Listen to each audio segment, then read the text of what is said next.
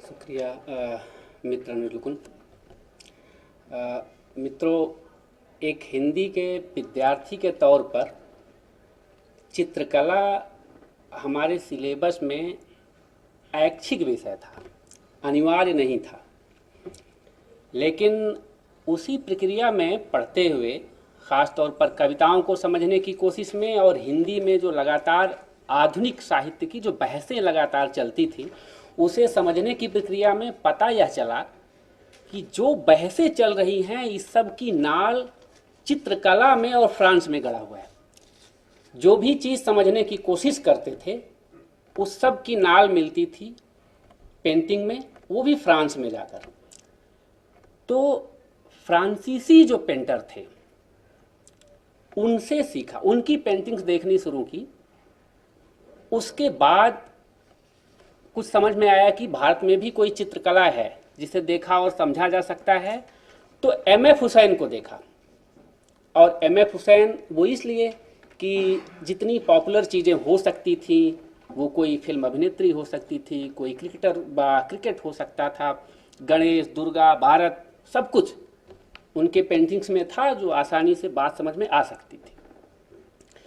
फिर उसके बाद बंगाल के एक चित्रकार की तरफ आकर्षित हुआ, वो थे गणेश पाइन। एम.एफ. हुसैन की तुलना में गणेश पाइन को समझना बहुत मुश्किल था मेरे लिए, लेकिन उन्हें समझने की कोशिश में एक समानांतर स्कूल जो बॉम्बे प्रोग्रेसिव पेंटर्स का ग्रुप था, उसके समानांतर भारत में चित्रकला का एक दूसरा स्कूल खुला, वो था बंगाल स्कूल। फिर अब इस बहस में कि भारतीयता क्या है चित्रकला में, कैसी होगी, एक तीसरा स्कूल खुला जो थे जगदीश स्वामीनाथन। समानांतर बॉम्बे प्रोग्रेसिव पेंटर्स का ग्रुप, दूसरा बंगाल स्कूल जो हैवेल के निर्देशन में चल रहा है और विकसित हो रहा है, उसके समानांतर एक तीसरा जिसे शिल्पी चक्र कह ले या दिल्ली स्कूल कह ले, स्वामीनाथन स्कूल कह ले, वह बहस आया। संकट क्या है कि स्वामीनाथन पर बात करनी है हमें, और जिनका लिखा हुआ, जिनका संस्मरण, जिनका इंटरव्यू सुनकर हम स्वामीनाथन को जानते हैं, उसमें से विनोद भारद्वाज जी यहाँ बैठे हुए हैं, अशोक वाजपेयी जी बैठे हुए हैं, प्रयाग शुक्ल जी नहीं है, बाहर किताब पड़ी हुई है, वो होते तो अच्छा होता। अब इनके सामने हमें जो है स्वामीनाथन पर बोलना ही, ये ऐसे ही है कि जैसे नानी के सामने नन्योरिक बखान। तो मैं जो कहूँगा, हो सकता है कि बहुत कुछ दोहराव ही हो, लेकिन एक जैसे कि अशोक जी ने कहा कि एक बौद्धिक चित्रकार जिन्होंने कितनी बहसें की, जो बॉम्बे प्रोग्रेसिव जो पेंटर्स थे, लगातार समानांतर बहसें की उन्होंने और भारतीयता का प्रश्न उठाया।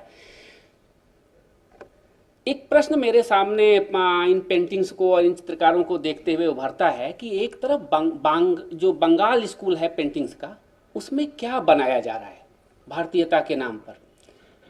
उसमें इतिहास है, उसमें मिथक है, उसमें पुराण है, उसमें महाकाव्यों से चरित्र आ रहे हैं, उसमें लैंडस्केप है, उसमें प्रकृति है, मतलब पूरा सम्मूर्तन है।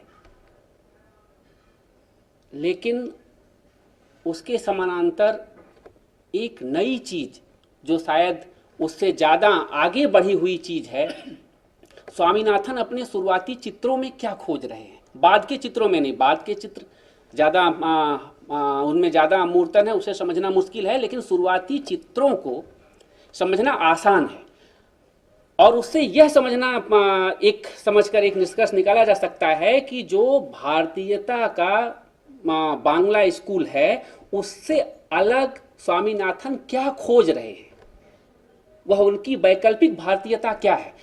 तो उस पौराणिक और धार्मिक भारतीयता के समानांतर स्वामीनाथन भारत की तंत्र परंपरा को लेते हैं, जो तांत्रिक साधना है, उसके सिंबल्स का उपयोग कर रहे हैं चित्रों में। जो लोक में चित्र है, जैसे लोक में गांव में देखते हैं कि हाथ के हल्दी के छाप लगे हुए हैं, किसी मिट्टी के दीवार पर हल्दी का छाप लगा हुआ है, और उस हल्दी के छाप का जो आकर्षण होता है उस दीवार पर मिट्टी के, वो किसी अच्छे ड्राइंग रूम में सजे हुए पेंटिंग से कम नहीं होता। या दीवारों पर सांप के, नाग नागिन के चित्र बनाए जाते हैं, उसमें आकर्षण होता है। एक तरफ तंत्र साधना, उसके सिंबल्स का इस्तेमाल कर रहे हैं पेंटिंग में, दूसरी तरफ लोक में जो चीजें पड़ी हुई हैं उसे ले आ रहे हैं, तीसरे आदिवासियों को जोड़ रहे हैं। जो आदिवासी कला पूरी भारतीय परंपरा में और उस समय पूरे समाज में है, उसका पुनरुत्खनन कर रहे हैं, सामने ले आ रहे हैं। मुझे यह लगता है कि जो कर्मकांडी और पौराणिक भारतीयता थी, उसके समानांतर एक वैकल्पिक भारतीयता की खोज है स्वामीनाथन का पूरा रचना कर्म। और इस बात को सिर्फ वह पेंटिंग में नहीं कर रहे हैं, वो एक बौद्धिक व्यक्ति उस आदमी के जीवन के बारे में सोचते हुए अजब सा अंदर ऐसा महसूस होता है कि उस पर बोलने के काबिल नहीं है। एक आदमी जो शिमला से चलता है और बंगाल में पहुंचकर कच्छा बनियान बेचता है, वह दिल्ली आता है, वहां से चित्र सीख रहा है, और उसके बाद फिर जो है लगातार बौद्धिक बहसें कर रहा है, कितनी पत्रिकाएं निकाल रहा है, वो भारत भवन जा रहा है। उसके पहले शायद जो आदिवासी कला पूरे भारतीय समाज में होगी उसे इस तरह से सामने रखा ही नहीं गया होगा। वह आदमी खड़ा होता है और इतना बड़ा स्पेस जो हमारे आंखों से ओझल था वो सामने आ जाता है। लेकिन स्वामीनाथन की भारतीयता की यह जो खोज है, पौराणिक भारतीयता, धार्मिक भारतीयता के समानांतर एक तांत्रिक और आध्यात्मिक भारतीयता, उस पर साहित्य की एक पुरानी बहस मुझे याद आती है, और वो बहस अशोक जी भी उठाते। यह प्रश्न शुक्ल जी के सामने आया था। शुक्ल जी से पूछा गया कि कविता के संदर्भ में पूछा गया कि कविता का धर्म से और अध्यात्म से क्या रिश्ता होगा। तो शुक्ल जी ने कहा कि अध्यात्म अपने सामुदायिक और सामाजिक प्रसरण के कारण, धर्म अपने सामाजिक और सामुदायिक प्रसरण के कारण कविता का विषय होगा, लेकिन अध्यात्म अपनी व्यक्ति चेतना के कारण, अपने अंतस चेतना के कारण, अंतर उतरने के कारण, व्यक्ति केंद्रीय होने के कारण कविता का विषय नहीं होगा। अब ये बहस मुझे शुक्ल जी याद आते हैं कि जो भारतीयता की खोज बांग्ला स्कूल में किया जा रहा है, और उसके समानांतर जो स्वामीनाथन और रजा साहब खोज रहे हैं, उसे हम कैसे देखें, इस बहस को कैसे देखें। मुझे अशोक जी का लिखा हुआ एक लेख याद आ रहा है जो फिलहाल में संकलित है। वो उसका शीर्षक अभी मैं नहीं याद कर पा रहा हूँ। वो कुछ है कि समकालीन कविता में धर्म चेतना या धर्म अनुशीलन, कुछ इस तरह का लेख है, जिसमें अशोक जी आध्यात्म की तरह पर धर्म को स्थापित कर रहे हैं, और यह कह रहे हैं कि कविता के लिए धर्म मूल संवेदन की तरह है। और फिर जब 2000 के बाद 2005-7 का जो है इंटरव्यू है, कुछ इंटरव्यू में अशोक जी कहते हैं कि नहीं, धर्म की जगह पर अध्यात्म पर बहस करना चाहिए, यह ज़्यादा सेकुलर है, और बल्कि पूरी रचना प्रक्रिया ही, पूरी कला प्रक्रिया ही एक आध्यात्मिक प्रक्रिया है। अब ये बहस धर्म, कला का, कविता का ही नहीं बल्कि पूरी कला मात्र का धर्म और अध्यात्म से क्या संबंध होगा। धर्म जो कि अपने सामाजिक प्रसरण के कारण, जैसे शुक्ल जी कह रहे थे कि कला का विषय है, और अध्यात्म जो अपनी व्यक्ति चेतना के कारण, व्यक्ति केंद्रिता के कारण कविता का विषय या कला का विषय नहीं है, उस पर हम कैसे बहस करेंगे। ये एक प्रश्न है मेरे सामने।